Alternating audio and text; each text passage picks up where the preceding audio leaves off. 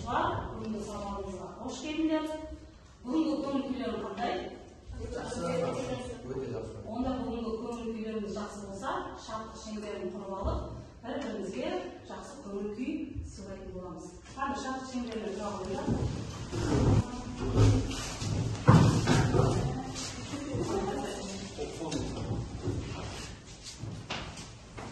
бүгінгі сабағымызға қош келдіңдер дей отырып, балалар сендерге бүгінгі күндеріне сәттілік тілеймін.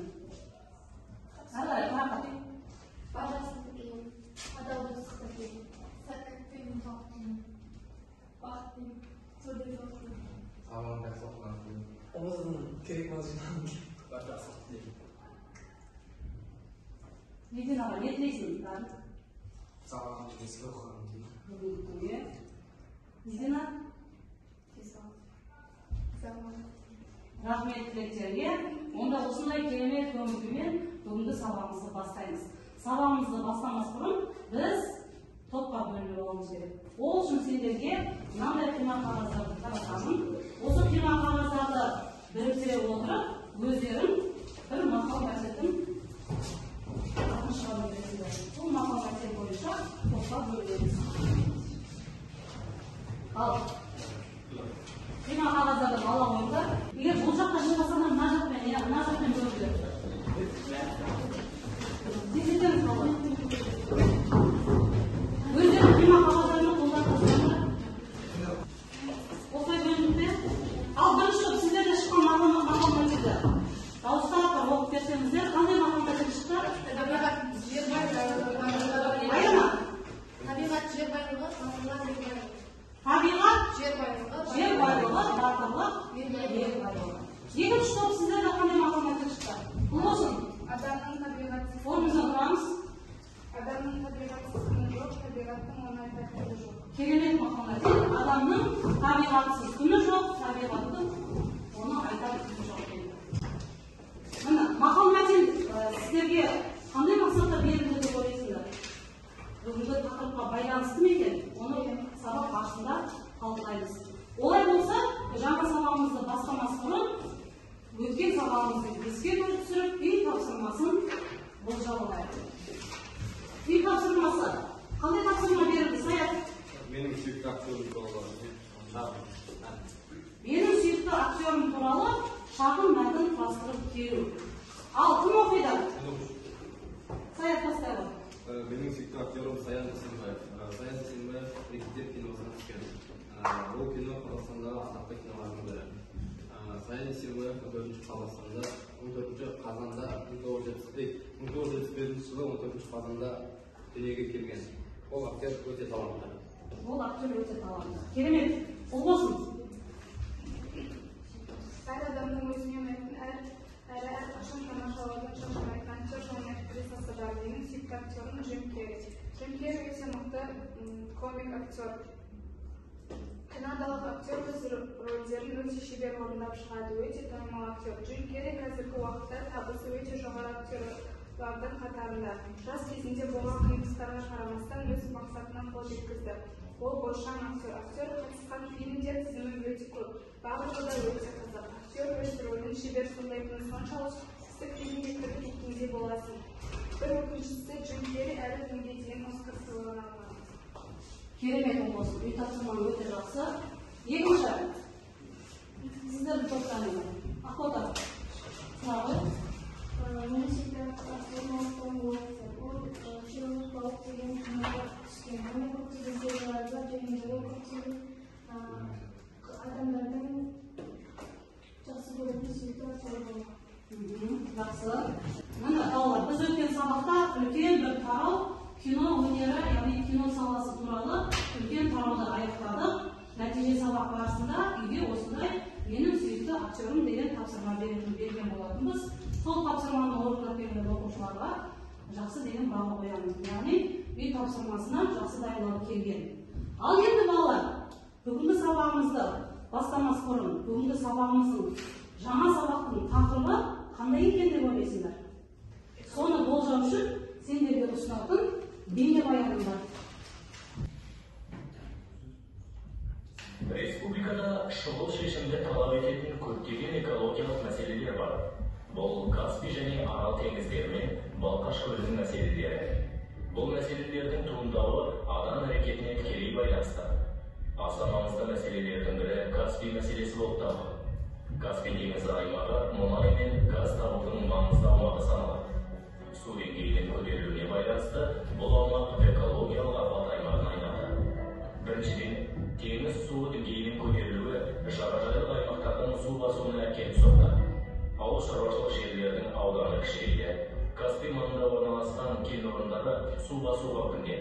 Бұл теңіз флорасы мен фаунасының тіршілік етуіне әкеліп соғуы мүмкін. Екіншіден, мұнай және газ кен орындарын игеру аудан экожүйесінің өзгеруі мен бекіре балық түрінің жойылуына әкеліп соқты. Үшіншіден, елде су қоймаларының салынуы, мұнай өнеркәсібінің дамуы күннен-күнге Каспийдің экологиялық жағдайын нашарлатуда. Сонымен экологиялық апаттар өте жақсы. Ондай болай болса, дәптерлерді ашып, бүгінгі күнді жазып, бүгінгі тақырыпты жазып алу керек. 59 бетте берілген.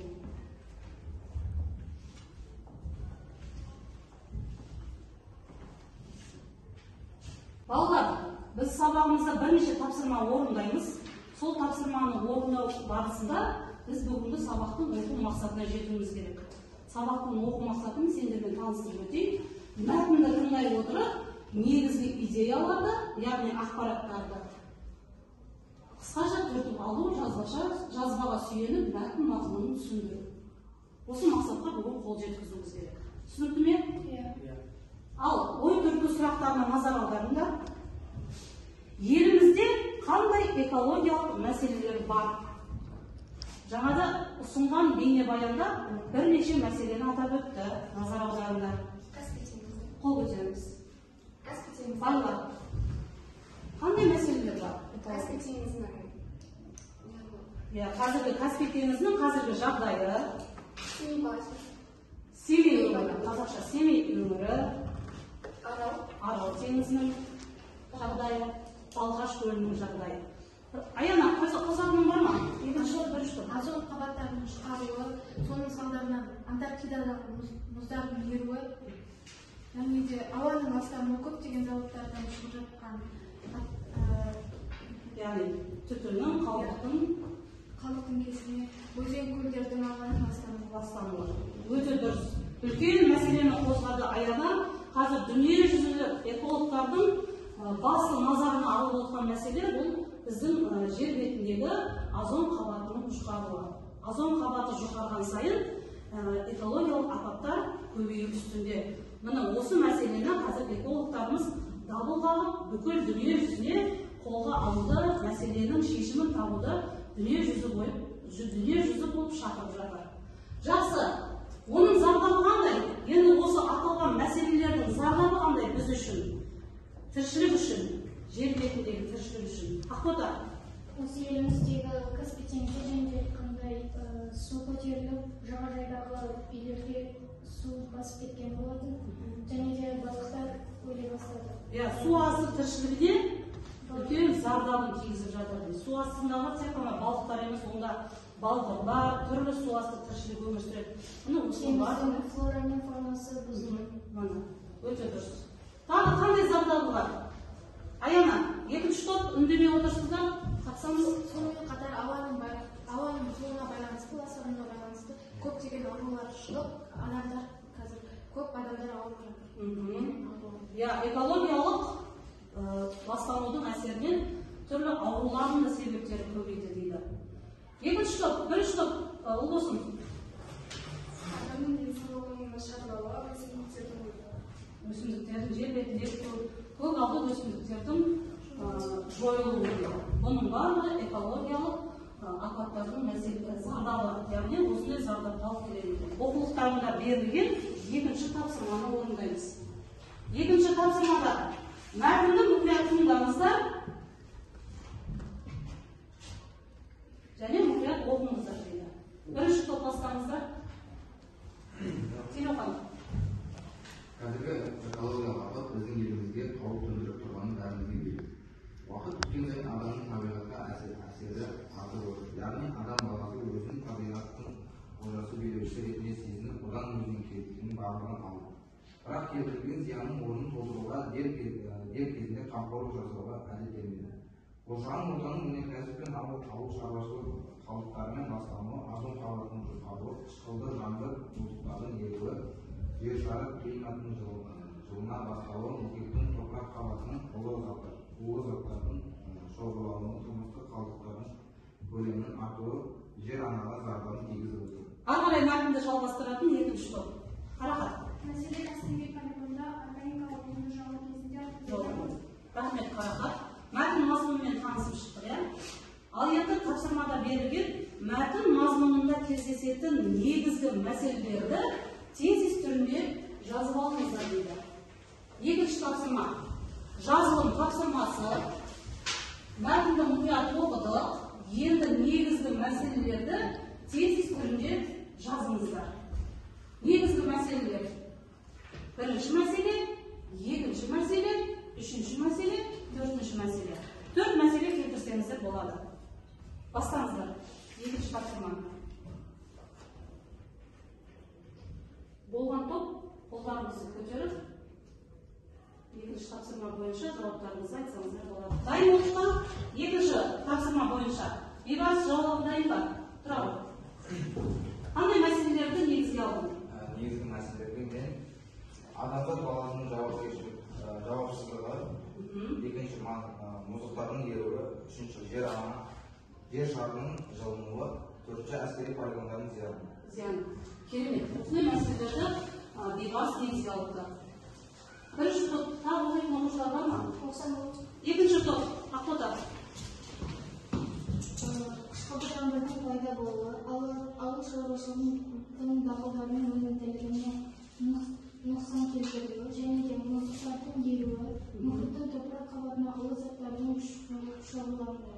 шоғырлануы.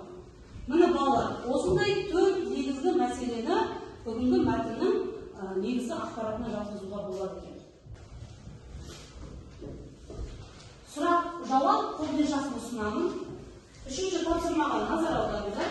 Үшінші тапсырмада берілген мәтін бойынша бірнеше сұрақтар бар. Байқадыңыздар ма? Қанша сұрақ берілген? 5 сұрақ берілген. Ал енді сұрақ жауап.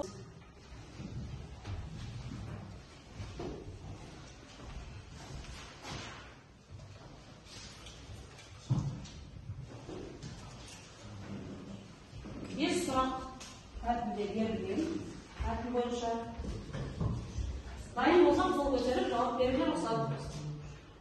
Қарақат, қоршаған ортаның ластануы қандай экологиялық апаттарға әкеледі? Қоршаған ортаның ластануы озон қабатының жұқаруына, мұздық елдердің беруіне, жаңбырдың қышқыл жаңбырдың пайда болуы алып келеді. Жақсы. Төртінші сұрақ арқылы жауап берді. Экологиялық тәрбие не үшін керек? Экологиялық тәрбие беру адамзат баласының әрбір іс-әрекетіне шек қоя отырып, экологиялық жағдайларды жақсартудың өзін көздейді. Экологиялық тәрбие бұл әр адамзат алатын тәрбие. Себебі жер бетінде өмір сүріп жатқан әрбір адамзат, әрбір тұлға экологияға, табиғатқа қатысы бар тұлға. Жақсы, отырады. Төртінші тапсырма экологиялық апатты тудыратын себептер. Бұл жерде балалар, сендерге қазір плакаттар ұсынамын. Шығармашылық қабілеттеріңді дәлелдейсіңдер бұл тапсырмада. Постер қорғау.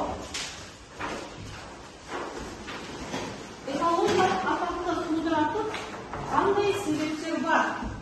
Сол себептерді санамалап көрсетесіңдер.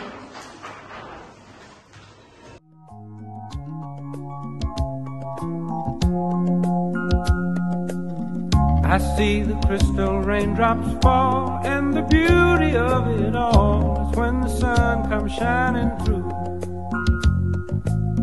to make those rainbows in my mind. When I think of you sometime, and I want to spend some time with you, just the two of us. We can make it if we try, just the two of us.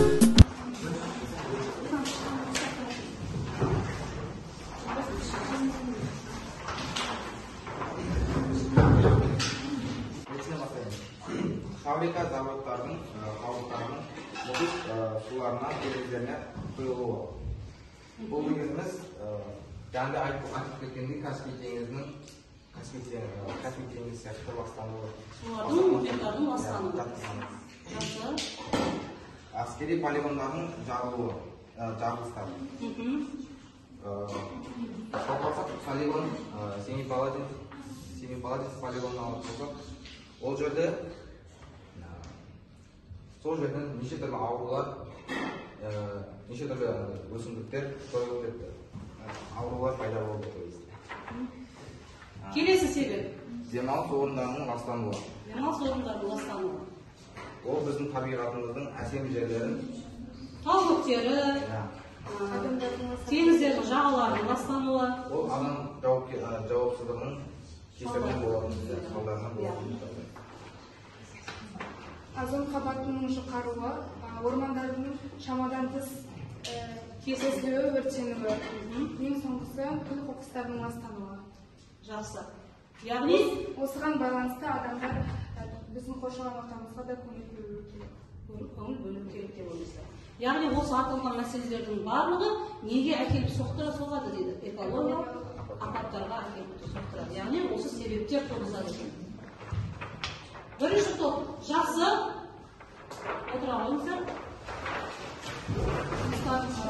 Екінші топ сіздер дайын болыңыздар ма? Келіңіздер. Кім қорғайды?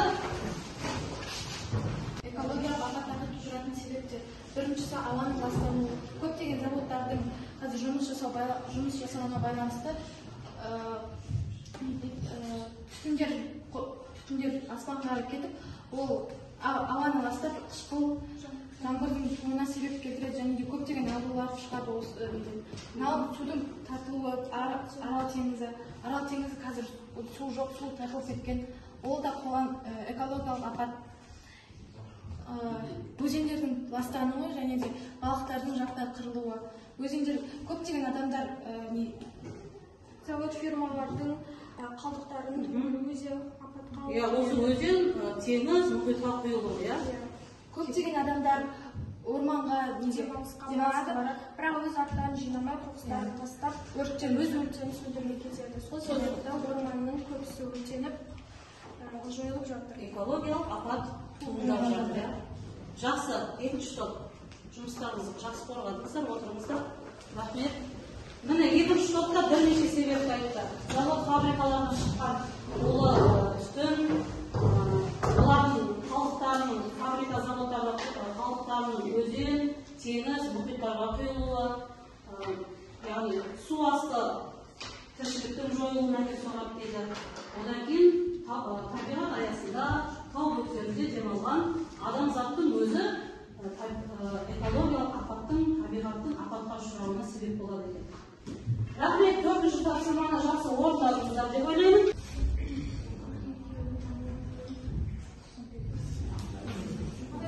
Нұрислам, қандай тілек жазды деді?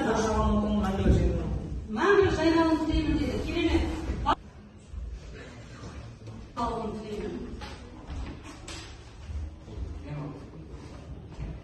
Болса балалар, бүгінгі сабақта үлкен өздерінің білімділіктерді, экологиялық апаттарды тудыратын себептердің, оның зардабы туралы дәлелдей алыңдар. Бүгінгі сабақтарын керемет өтті деп ойлаймын. Ал енді бүгінгі сабақты қорытындылай келе, мен Әл-Фарабидің бейқамсыздық сәтсіздікке алып барады деген сөзбен аяқтағым келеді. Әрқайсымызды кез келген мәселе бей-жай қалдырмауға және әр экологиялық мәселені өз үлесімді қосуға, сол мәселені шешуге сендерді шақырамын. Себебі табиғат ананың, жер ананың тіршілік етуі ол біздің қолымызда. Сонымен үй тапсырмасын жазып алыңыздар. 5-ші тапсырма 60-ші беттегі тапсырманы орындаймыз.